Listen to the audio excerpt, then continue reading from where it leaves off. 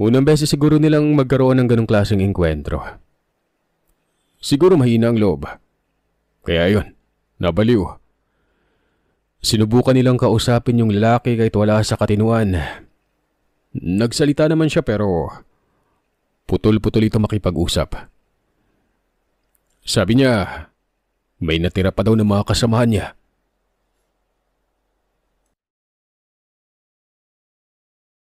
Wala na ba siyang ibang sinabi? Meron pa daw. May mga kakaiba daw siyang sinabi tulad ng mga pangil, apoy, ilog, kulungan.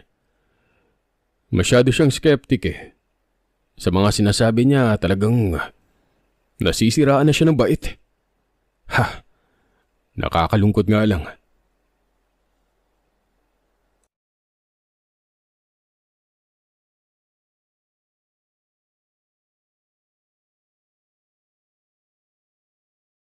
Kumpirmado na din ng kasapi natin na magkakaroon tayo ng sarili nating operation.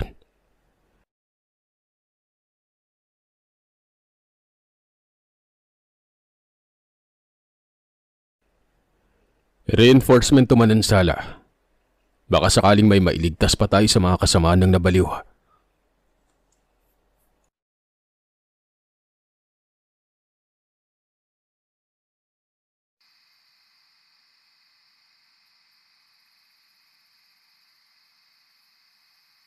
Mahigit kumulang 50 kami na inalaunch ng higher office habang si Lieutenant Ramirez naman ang nagsisilbing supremo namin. Binigyan lamang kami ng Brigadier General na hanapin sa loob ng 48 oras sa mga natitirang sundalo sa naturang lokasyon. Maging buhay man o patay.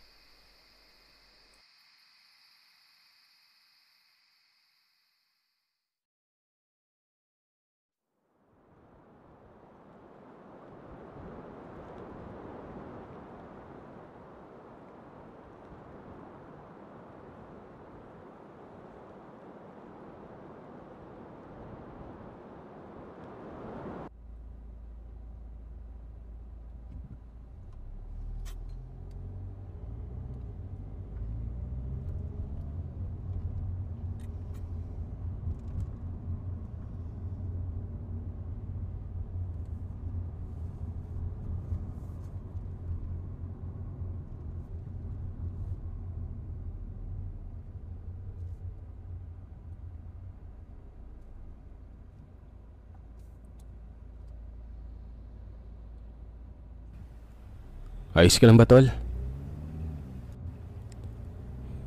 Kinakabahan ako sa operation natin, tol. Sa dami ng operation na nasamahan ko, ito lang yung tanging nagpapakaba sa akin.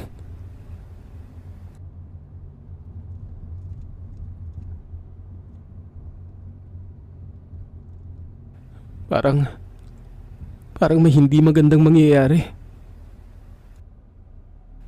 Sus, namimiss mo lang ata yung girlfriend mo.